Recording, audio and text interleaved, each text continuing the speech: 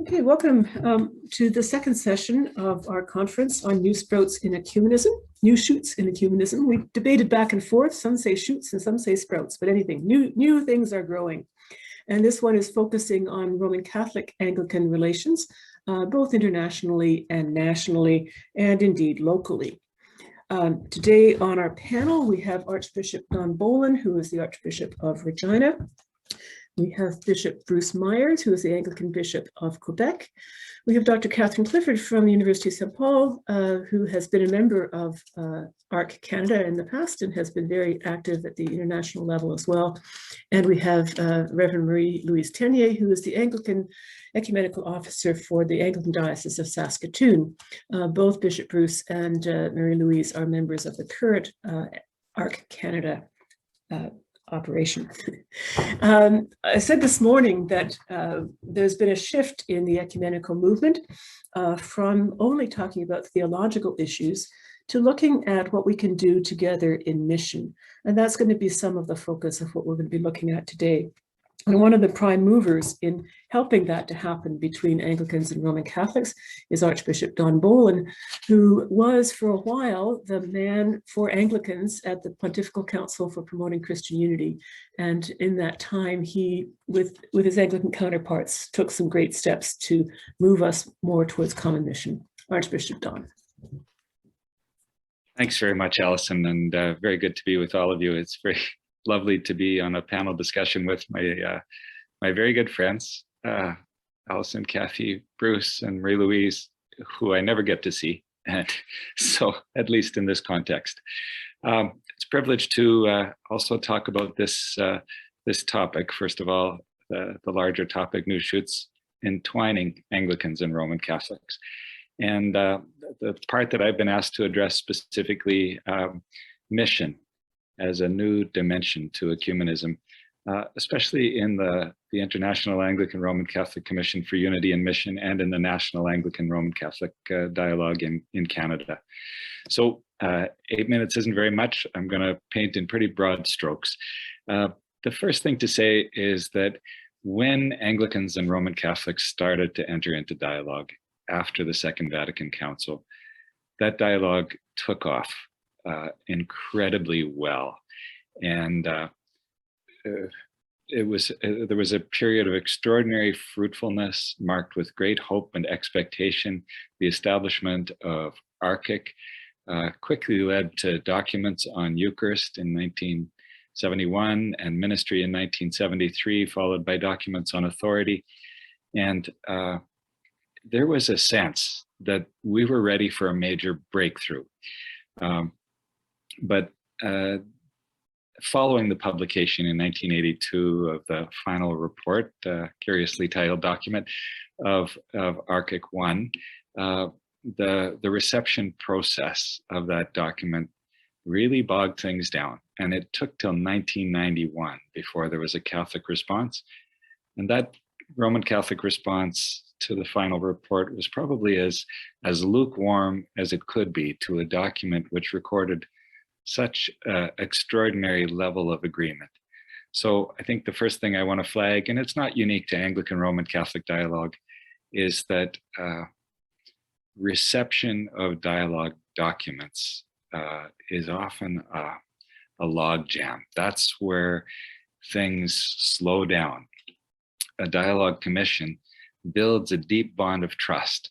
Dialogue commission establishes a common language to express a faith which we discover is held in common. But those who view the documents from the outside without undergoing that process of dialogue often struggle with the new language or with the bold steps that a dialogue commission is ready to take. So flag that challenge of reception on an international level at the start, because it could have produced a kind of an end point. And of course, the challenge is deepened because when churches are in dialogue with each other, they aren't static. They continue to make decisions, sometimes different decisions, on critical questions, on newer questions. And that certainly happened in Anglican-Roman Catholic relations. in the period following the publication of ARCIC's final report.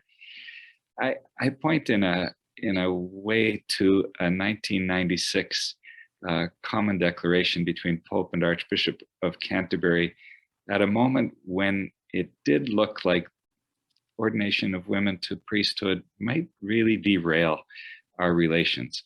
And that common declaration talked about the need to do what we could. There was a real turn to the practical there, and to take the steps that were possible, given such a deep level of communion that had been reached in that international dialogue. So this led to the establishment it led to a meeting, first of all, in 1999 that took place in Canada, in Mississauga, bringing together pairs of Anglican and Roman Catholic bishops from different parts of the world. And that led to the establishment of a new commission in 2001, IARCM, the International Anglican-Roman Catholic Commission for Unity and Mission. Now, a little personal story in that regard. It was precisely the establishment of IARCM that drew me into Anglican-Roman Catholic dialogue on an official level. I was working on a thesis on reception, and when I was asked to come and work at the Holy See, to be the Vatican's staff person, the Pontifical Council for Promoting Christian Unity staff person for Anglican-Roman Catholic relations, before I had a chance to do any further discerning, I was told, and we're establishing a new commission precisely on reception to address that logjam. I remember the first meeting and trying to find a name, because we didn't have a formal name when the group was established. And so we brought pairs of bishops together in an initial way. Mostly, though, this was staff people from the Vatican, from Lambeth Palace, from the Anglican Communion Office. And we said, well, this needs to be a commission that's about unity, but it's about mission. It's about the link between the degree of faith we register in dialogue and what we do together.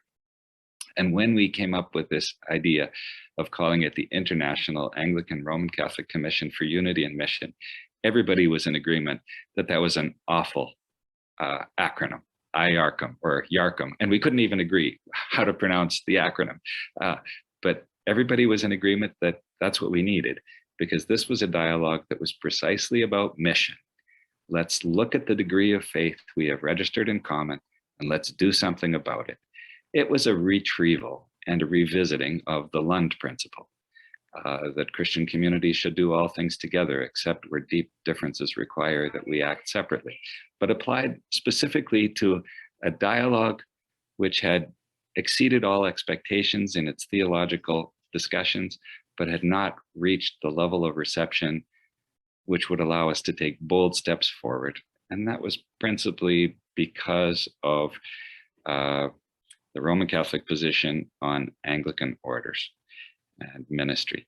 So IARCM worked towards a couple of fairly practical steps. First, to produce a document which really registered what churches could authoritatively say in common as a result of, at that point, 25 years of dialogue, and became 30 years of dialogue before that document was published, Growing Together in Unity and Mission, which really tried to map out what churches could authoritatively say in common, and therefore, in the second part of that document, what they could do together.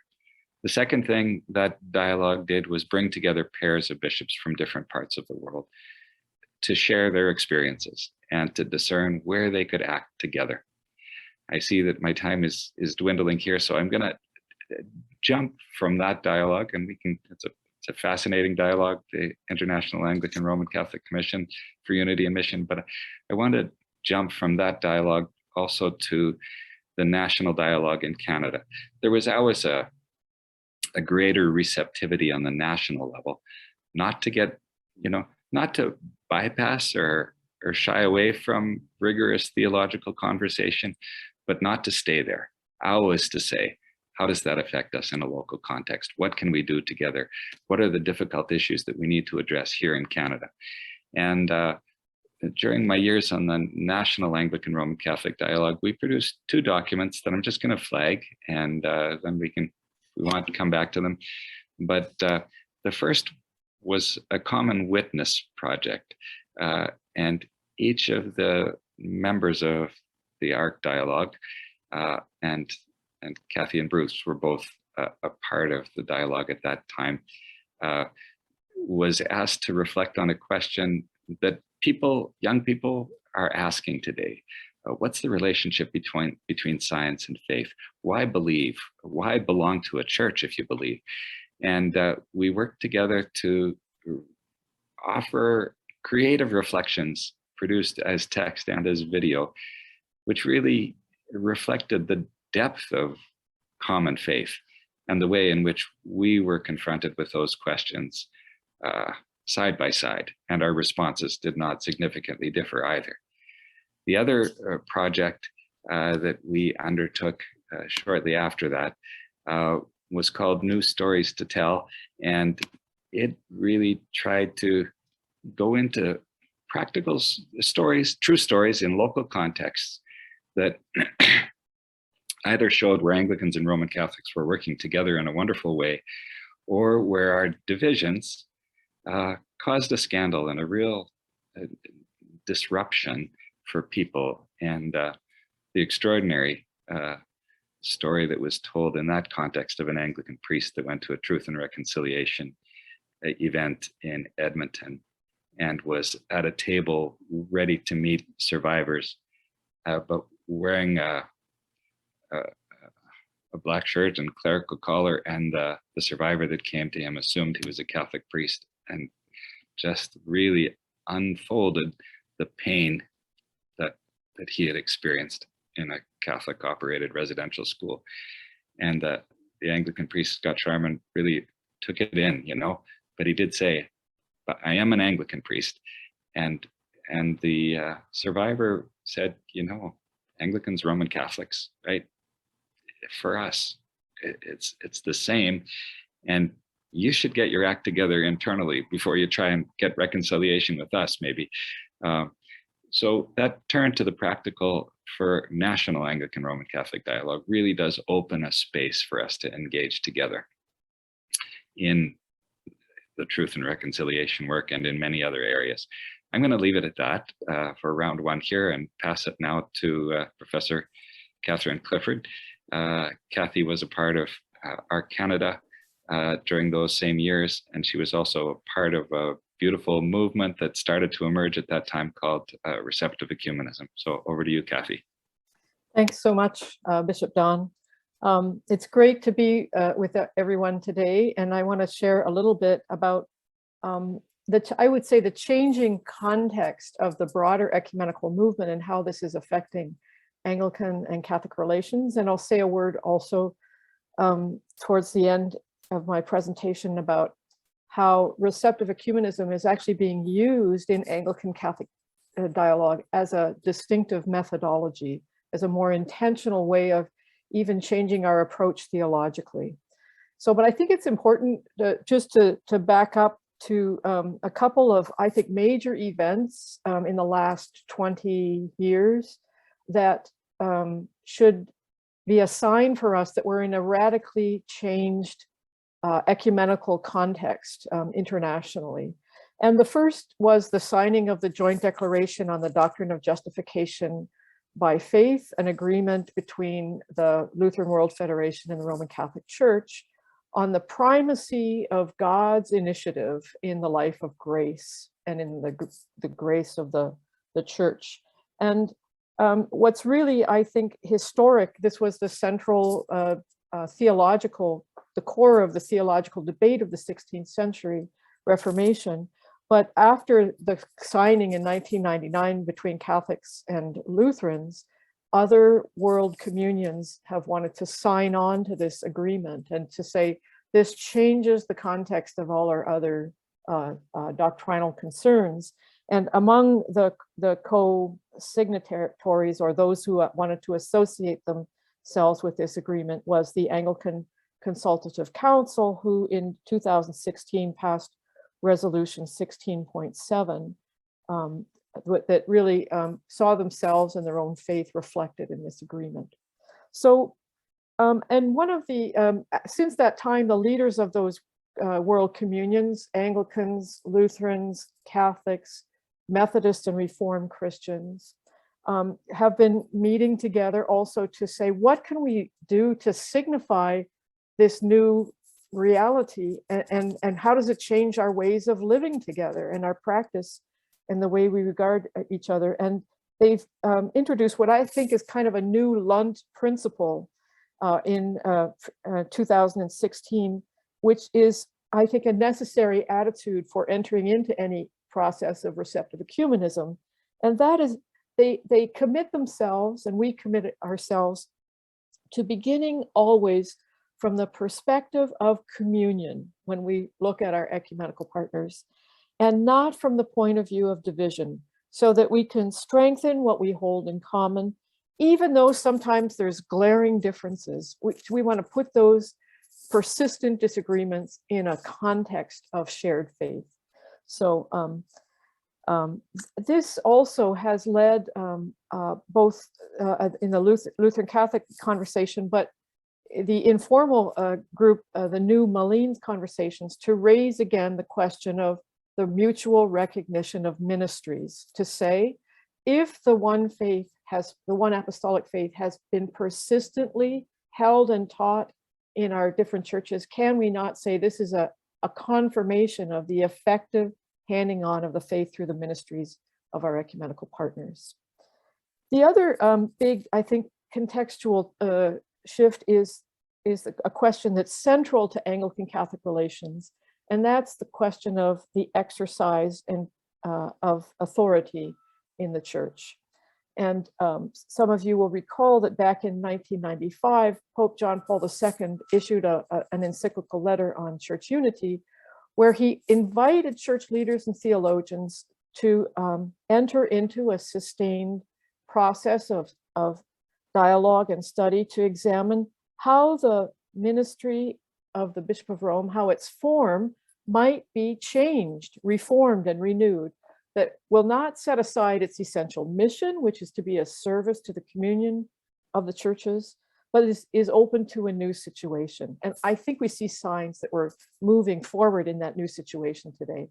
So in that document, in the Anglican Catholic Archdiocese II's document on the gift of authority, was a kind of response to Ut Unum Sint, and identified issues that Anglicans and Catholics have to face as we move forward together in re-examining our practices and structures of discernment and decision-making.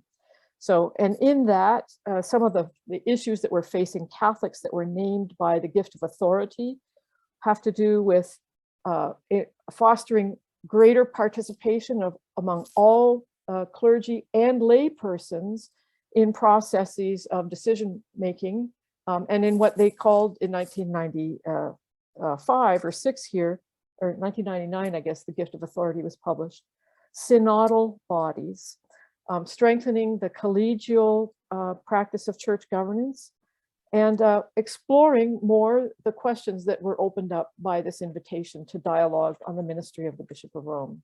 So it's in that spirit that Archdiocese III had a mandate in the last round of Anglican Catholic dialogues, or the present round. The first was to look at our structures of discernment and decision-making. And the second is, again, to look even more deeply at specific issues and to look at the tensions surrounding moral discernment and decision-making. So the first round produced in 2018 the document Walking Together on the Way, where Archdiocese III tries to apply this practice of receptive ecumenism and invites Anglicans and Catholics to ask ourselves, what can we learn and receive from our ecumenical partner? And so this document actually is kind of a study, a case study of the authority, the structures and processes of discernment and decision-making in both the Anglican Communion and in the Roman Catholic Church. And there it's pretty clear Catholics have a great deal to learn and to improve on, to integrate more fully the gifts and insights of laypersons in synodal processes, and to include women also much more in a more decisive way in structures of decision-making and church leadership. So I would just want to, I think, conclude my observations here then by saying the fact that we're openly seeing the need, each of us, faced with the challenges and weaknesses and limitations of our own structures and practices, and acknowledging that the Holy Spirit is doing good things in the life of our ecumenical partners from which we can learn and receive, is really, I think, quite remarkable. And as many of you are aware, the Roman Catholic Church, under the leadership of Pope Francis, has now embarked on a worldwide synodal process to prepare for the next International Synod of Bishops that will meet in Rome in 2023.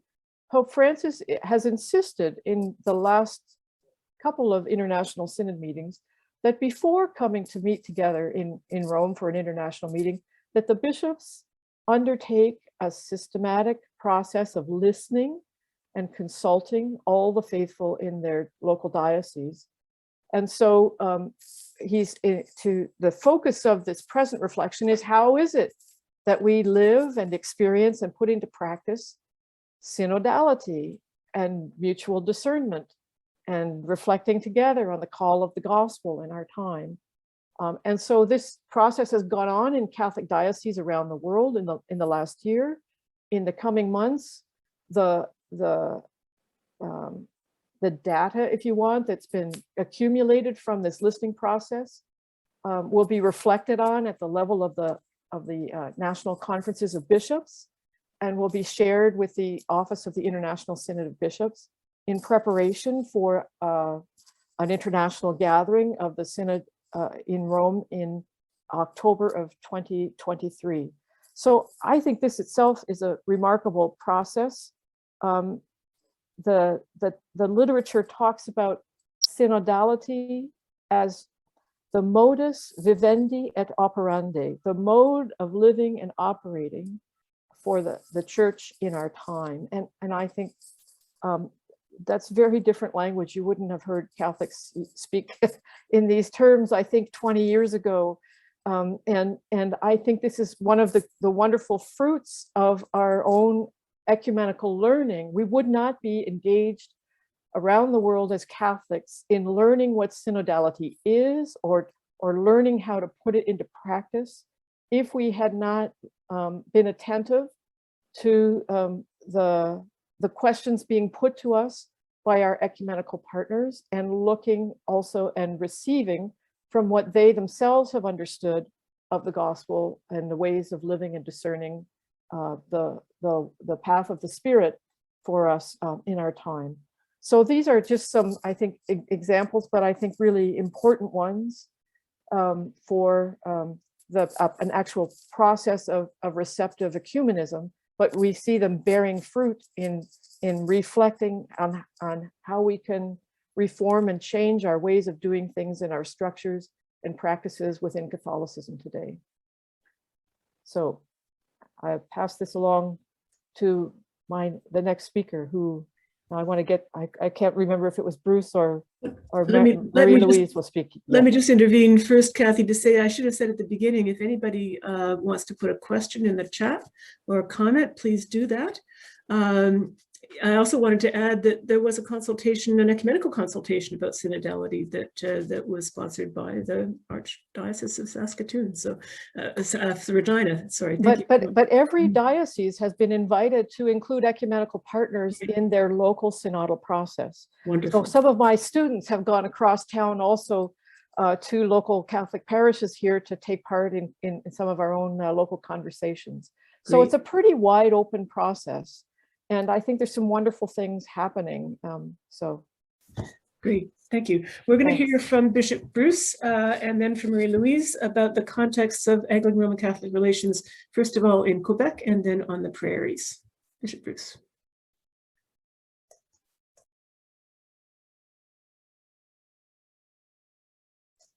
You're muted. There we go. Too many mute buttons. There we go. Thanks, Alyson. And thanks to you all, and to Trinity for the invitation to participate in this conversation among friends. I'm going to start my modest contribution with a story that we tell from time to time here in Quebec, and it's about the first Anglican bishop of Quebec, Jacob Mountain. I'm the 13th bishop. And right after his consecration as a bishop in the chapel of Lambeth Palace in 1793, Bishop Mountain hopped on a boat to his new see, sight unseen, arrived 13 weeks later, because that's how long it took to get to places back then. And among those waiting for him on the dock at Quebec City's port to receive this newly arrived Protestant bishop, as he was called at the time, was another bishop, Monseigneur Jean-Olivier Briand, who was Quebec City's 7th Roman Catholic bishop. And there's one wonderful historical account that reports that Monseigneur Briand, quote, unfeignedly rejoiced at Mountain's arrival, and greeting him with the antiquated salutation of a kiss upon each cheek, declared, "It was high time for such a measure to keep your people in order." I'm not sure what the Anglicans were up to in Quebec before the first Anglican bishop arrived, but Monseigneur Briand was greatly relieved to see Bishop Mountain arrived. And I begin with that anecdote in part because it's fun, but also I think it helps illustrate the background against which the relationship between Roman Catholics and Anglicans in my part of Canada especially has developed, in contrast to some other contexts within Canada, but also other contexts such as England, which is much different historically, although that history is one we share too. I'm always reminded that, you know, Anglicanism came to Quebec because of British colonial imperial expansionism. It was the 7 Years' War that brought warships to lay Quebec City under siege, and there were Anglican priests on those warships, and the first Anglican Eucharist celebrated in Quebec City was in an occupied Ursuline convent, and it was a Holy Communion of Thanksgiving for the defeat of the French on the Plains of Abraham. And so a kind of inauspicious beginning to Anglican-Roman Catholic relations in Quebec.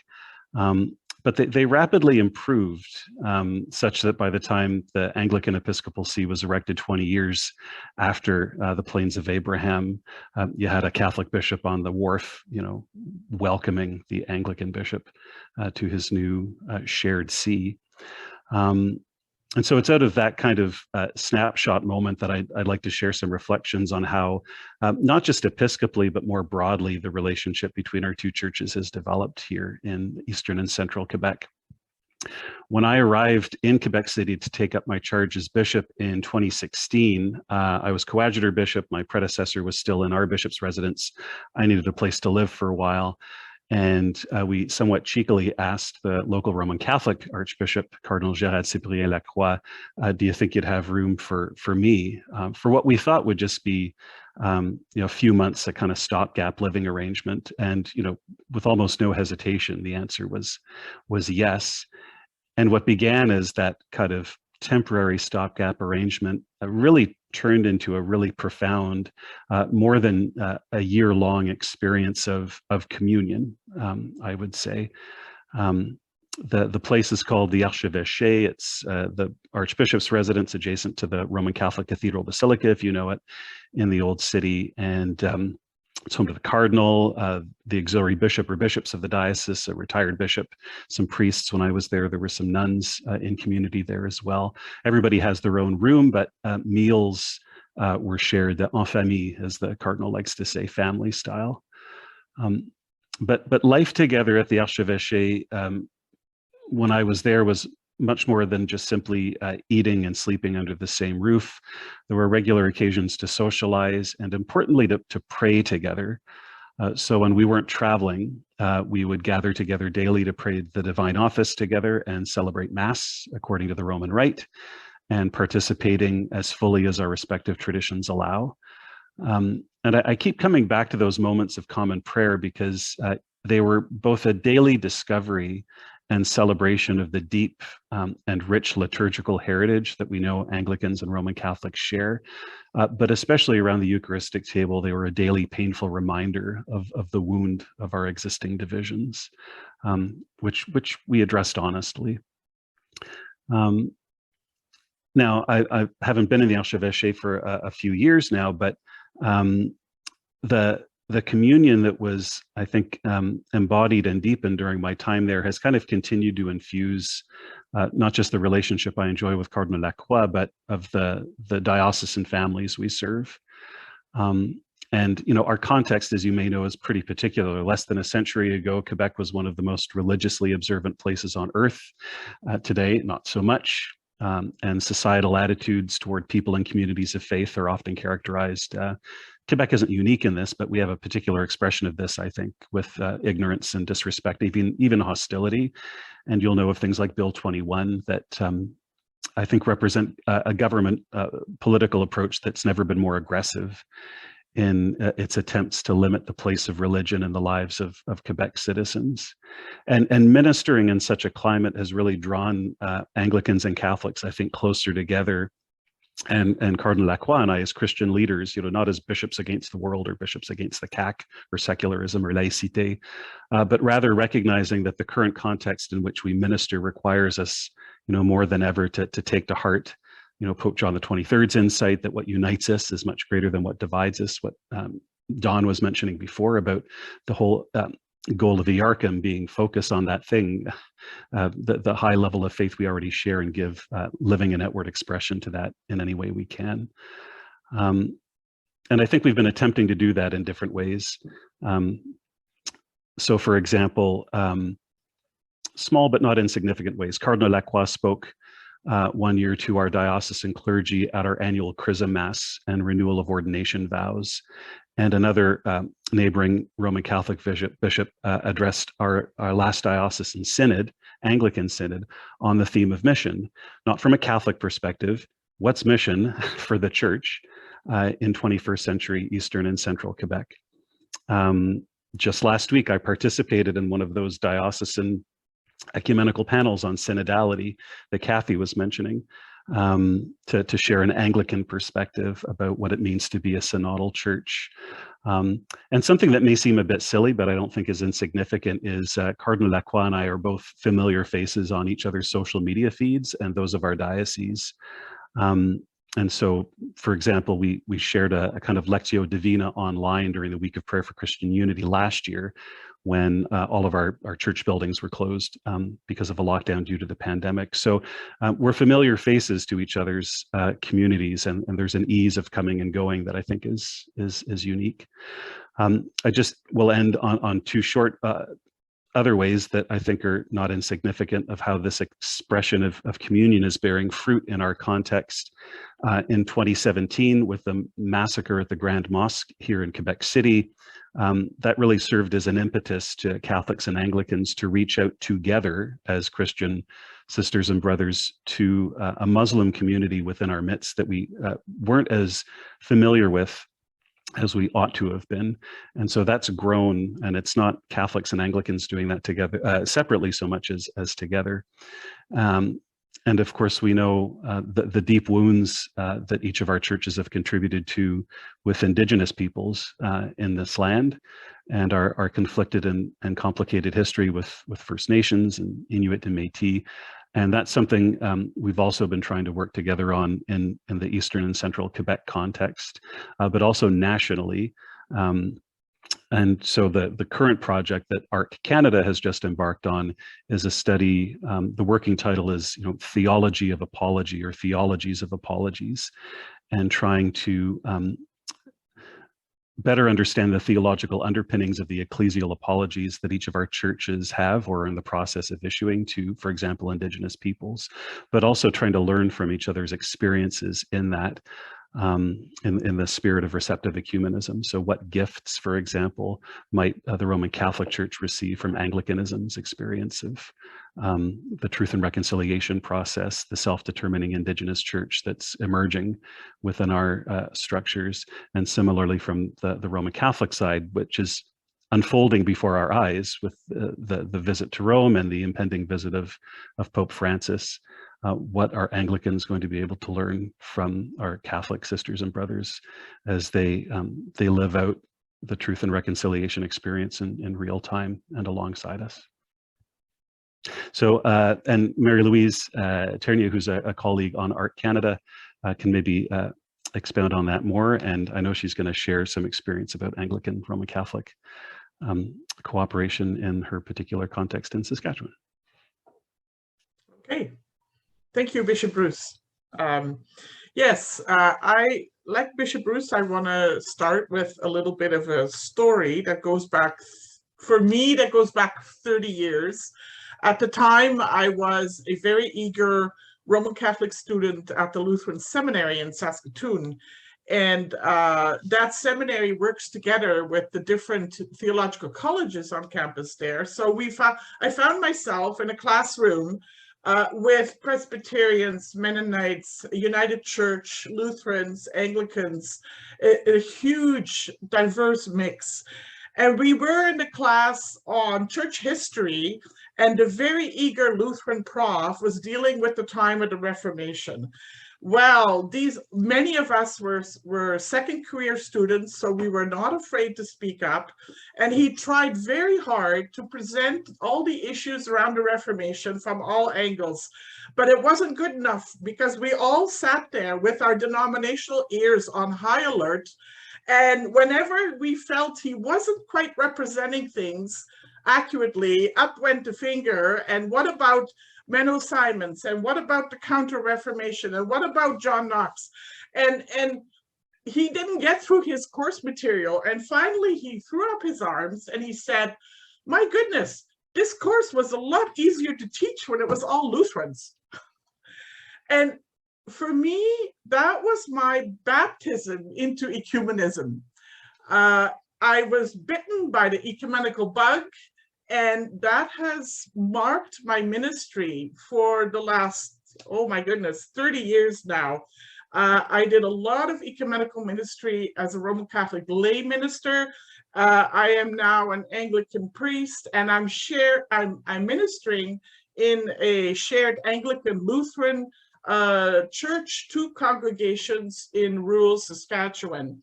And more recently, I've been recruited as an ecumenical chaplain at St. Peter's College, which is owned and operated by the monks of St. Peter's Abbey. So the ecumenical flavor for me has been deeply embedded into my heart, my spirit, my mind, as really the only way to be church, because there is such a depth and a richness there.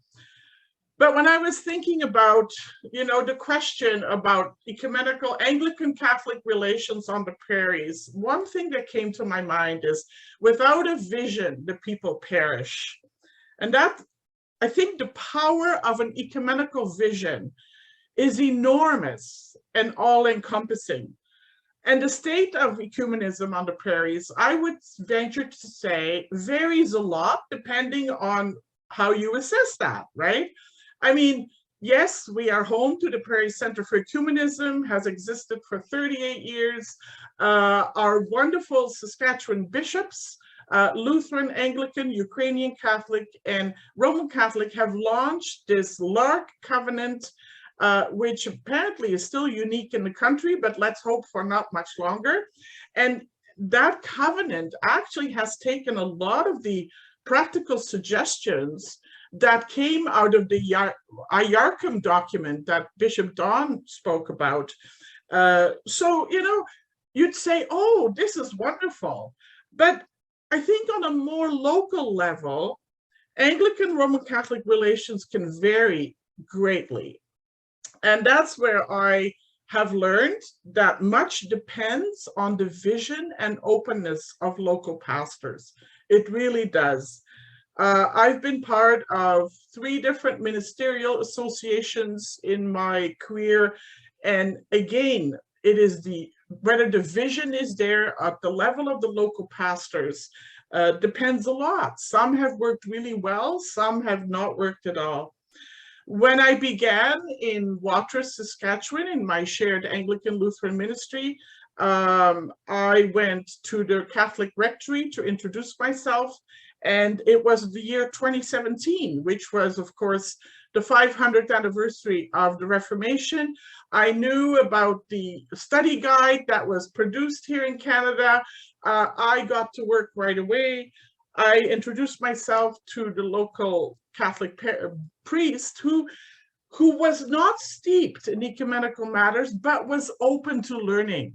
And so we launched into this study with great gusto, and we worked together for a number of years in joint study. We did joint Good Friday services. We administered Ashes on Ash Wednesday at the local seniors' home together. We did joint prayers and joint socials. It was wonderful. However, the priest changed, and we now have a new Catholic priest, and the joint events stopped, and not even a willingness to list one another's activities in the bulletins. I tried everything, even pointing out that actually the world already sees us as one in our sinfulness, you know, like, wouldn't it be nice if we could also be seen as one in our witness to the gospel, right? So I've now had a few years of non-engagement between myself and the local Catholic priest. The effect has been that the faith bonds of our Anglican, Lutheran, and Catholic parishioners have weakened, and they're mostly vanished from sight, right? Because there is a real gap in knowledge and engagement from where the great documents and the achievements, and then how to translate it into the parish. Local clergy really act as gatekeepers, for better or for worse, right? For example, the 2017 parish study, if we hadn't picked that up and used it in our parish, our parishioners would have never known that there even was a 500th anniversary, except for the Lutherans, of course. So I think that and actually what I want to say here, which is really neat, at our last Canada meeting a few weeks ago only, when Bishop Bruce and I were together, Bishop Bruce shared his book, his new book, and I've been reading it, and you are actually talking about that gap in here, about, you know, the great achievements at the formal level, also the great claims made at the formal level in both Anglican and Roman Catholic structures, that ecumenical engagement is not an option, and yet it doesn't translate down.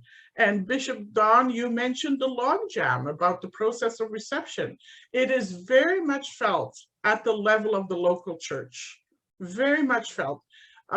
If our Roman Catholic colleagues are not steeped in an ecumenical vision when they are in seminary, it's not developing all that easily afterwards. So I would recommend, highly recommend Bishop Bruce's book. This is my sales pitch to you, Bishop Bruce, because you have undertaken some research to document that. And that is really, I think, very valuable. I recognize myself and my experiences very much so.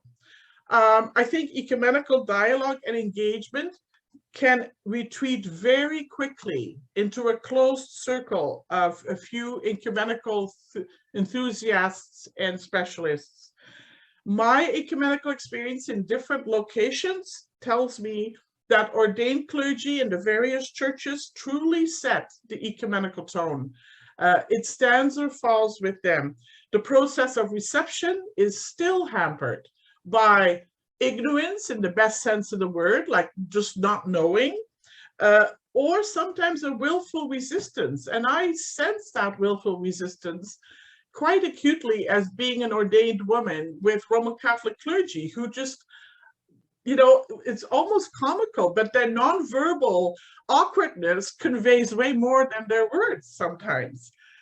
Ecumenical seminary formation in candidates for ordination is absolutely essential if we want to instill an ecumenical vision in our pastors, who then can turn around and light the fire of ecumenical richness in our parishioners. So I think if ecumenical achievements have any future at all, we have a lot of work left to do. And we need to remember that those of us who are celebrating the 7th Sunday of Easter alongside Ascension, the gospel for the 7th Sunday of Easter is in fact Jesus's last words, right? I ask not only on behalf of these, but also on behalf of those who will believe in me through their word, that they may all be one. As you, Father, are in me, and I am in you, may they also be in us, so that the world may believe that you have sent me. Amen. Thank you very much indeed, and thanks to all of you. I just wonder, Marie-Louise, we couldn't quite see the title of that book when you held it up. So it's called From Formation for Transformation. All right, and will Amazon have that or some other book purveyor? So I'll let Bishop Bruce answer that. It's available at all fine booksellers. I'd encourage you to try out your local independent bookseller, but it is available on Amazon. Okay, I was going to say, yes, I never go to Amazon, but sometimes they get books that other people don't. That's wonderful. Thank you. We do have one question in the chat, or a comment. Well, it's a question and a comment from Matthew. When I was studying alongside Roman Catholics at the Toronto School of Theology, there was much goodwill and mutual recognition. But then in my family context, when Roman Catholic in-laws would visit, you would think that we were stuck in the 16th century. Marie-Louise pointed to the challenge at the parish level in Roman Catholic context. Anglican parishioners are often ignorant of our significant commonalities too. What might change to improve upon this? Is the spirit of Vatican II at risk in some contexts? So I don't know what any of you would like to take that on. I'm happy to take a stab at it, knowing something about the contents of Bishop Bruce's book. I think that what Bruce did in his work, this is his doctoral work, was survey the ecumenical formation of active Anglican clergy across the country. I think you would find a very similar profile, or even worse, if you surveyed active Catholic clergy. And I don't think we've done enough, frankly, to require courses on ecumenism. Certainly, too many schools kind of pass off the notion that, oh, all the courses that we teach have some kind of ecumenical content. But I think what we end up with sometimes are clergy, many of whom are very well-meaning, but who really don't understand the basic principles of ecumenism and how it affects pastoral practice, how one ought to conduct a baptismal liturgy in the presence of Christians from other denominations, or a wedding, or a funeral. I mean, this happens all week long in pastoral ministry, and I think we have to do a better job of being more intentional about ecumenical formation, even at that grassroots level, and even short of studying all the great dialogues and agreed statements of bilateral conversations. Thank you.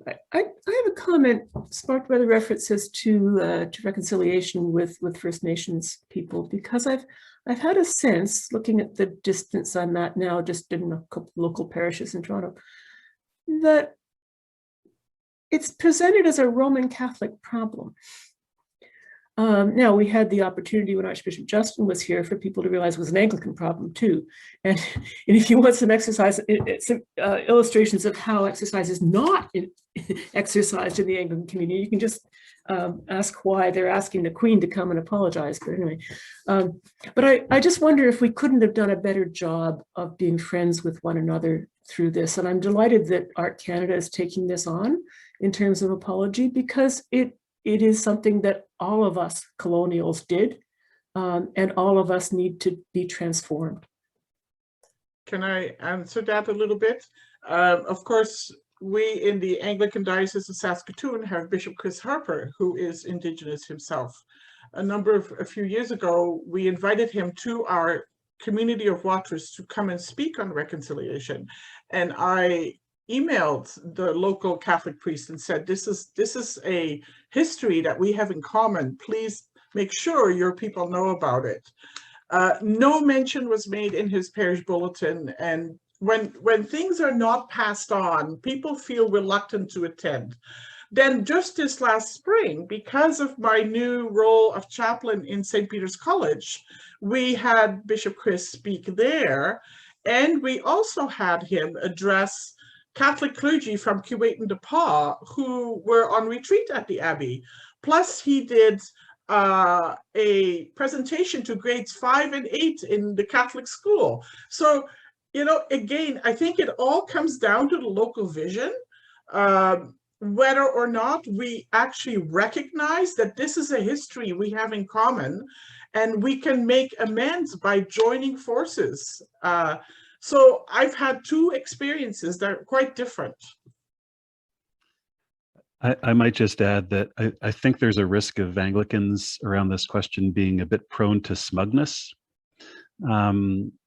given, you know, I mean, I've heard different versions. Well, we apologized a long time ago, and you know, we've done our reconciliation, and now it's, you know, now it's the Catholic Church's turn. And of course, I was pushed back against that because we may have embarked on this road at a different time and in a slightly different way, but there's still a lot of road to go. And you know, as we often do, we come back to that image of the Emmaus Road, you know, journeying with fellow disciples on that road. So I guess I'd caution, you know, fellow Anglicans against any kind of looking down our nose at our Catholic sisters and brothers, and instead, as appropriate, rejoice with them that they're coming to this place in the journey of truth and reconciliation themselves, and to journey with them. And that's exactly why Art Canada is going to take this topic up. You know, what have we got to learn each other from each other on this question, not for our own sakes, but of course, so that, you know, that the journey of reconciliation can, of course, include the people with whom we're seeking to be reconciled. It's wonderful. Thank you. A couple more questions. We may have time for them. Renee asks, I recently visited Montreal and spoke with a number of locals about their experience of Catholicism and faith. Many did not practice and distanced themselves from it. However, were intrigued by a possible renewal. What are some of the practical ways that we can present Christ in a more open way on the streets among people in their daily concerns through ecumenical means? Broad question.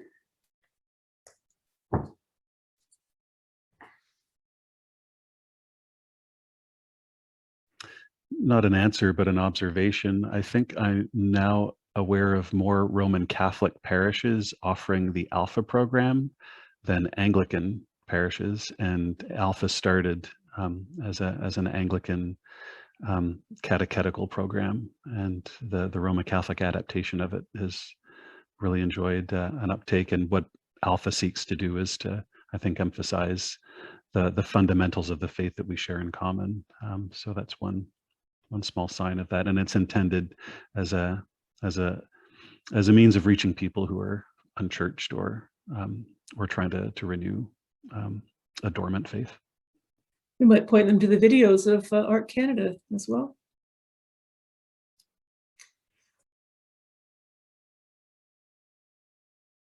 Can I just yes, sure add on to that? I think that maybe there's a partial answer to that question in the direction that Pope Francis has been working to lead Catholics, and that's to rediscover Christ at the center of our faith, and to understand the missional character of the baptized vocation. Mm-hmm. And I think it's at that level that we share the most also with fellow Christians, and in a sense, being more attuned to our responsibility for serving others, and especially those at the peripheries of our society. I think so many well-meaning members of our churches are involved in all kinds of great works, but we don't think about how they're doing it as part of their Christian faith, but we don't think about it as touching into our shared faith and an ecumenical witness. And I think we have to make that more explicit. Okay, and from John, I've heard that Marian devotion may no longer be considered a significant point of division between Anglicans and Roman Catholics. Might Marian devotion begin to have wider acceptance in the Anglican Church of Canada? One can only hope so.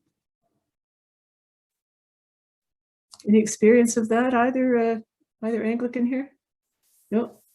Can I just say again, ARC Canada has a very, I think, thoughtful response to ARCIC's study, Mary, Grace, and Hope in Christ. And what we uncovered when we did that was we just looked at our liturgical calendar.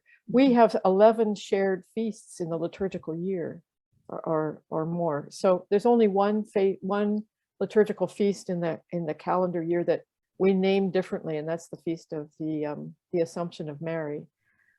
So that there are many things that we do share in common, and I think that there's been an important movement in Catholicism since the Second Vatican Council also to be sure that our devotion is biblically rooted, and to address the exaggerations in some Marian devotional practices, or to put them in their proper liturgical context. So hopefully that brings us closer together in practice.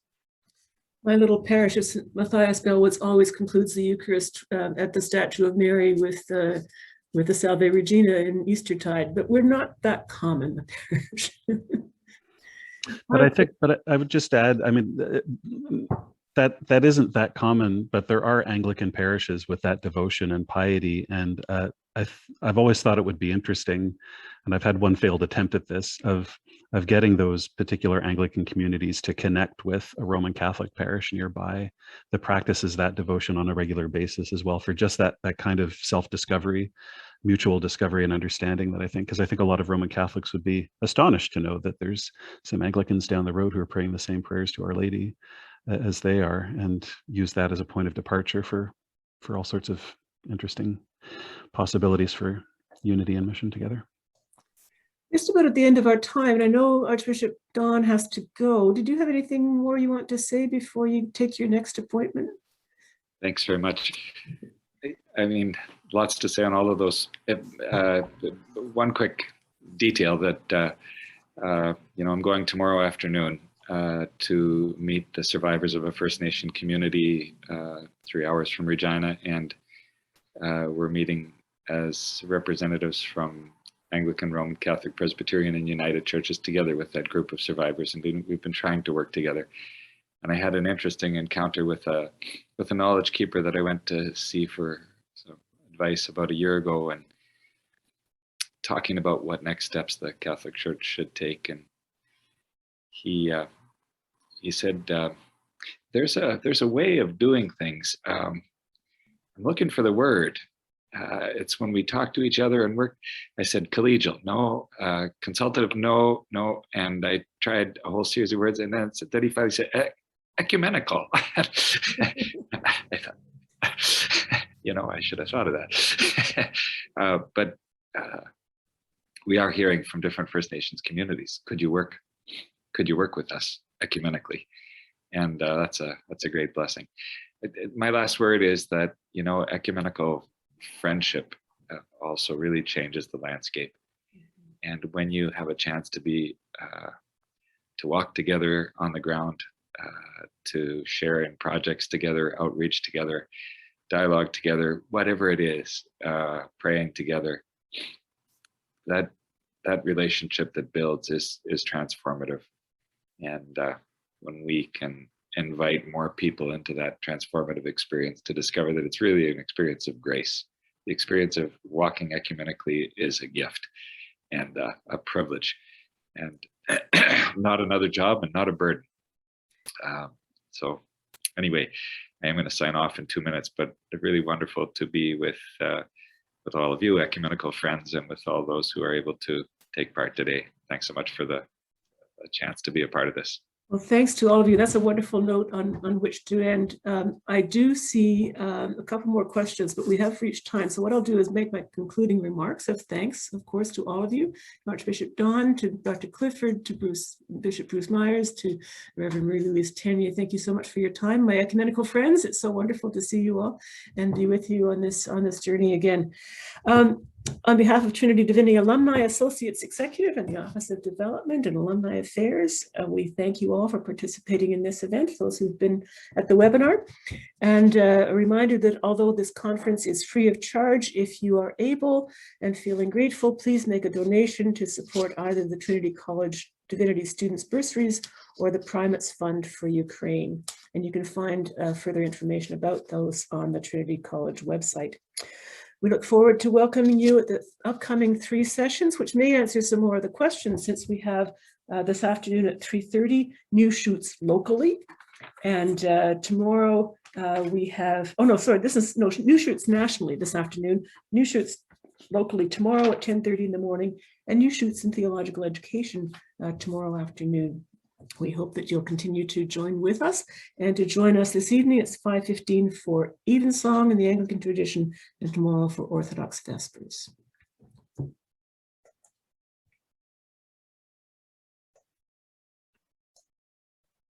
There's information about the Lark Covenant that's in the chat, and a question from Bishop Michael Hawkins. We share a renewed and welcome focus on discipleship and evangelism. How can we support and challenge each other and cooperate in this across the country? Bishop Michael, that's the question we're going to be looking at 3:30.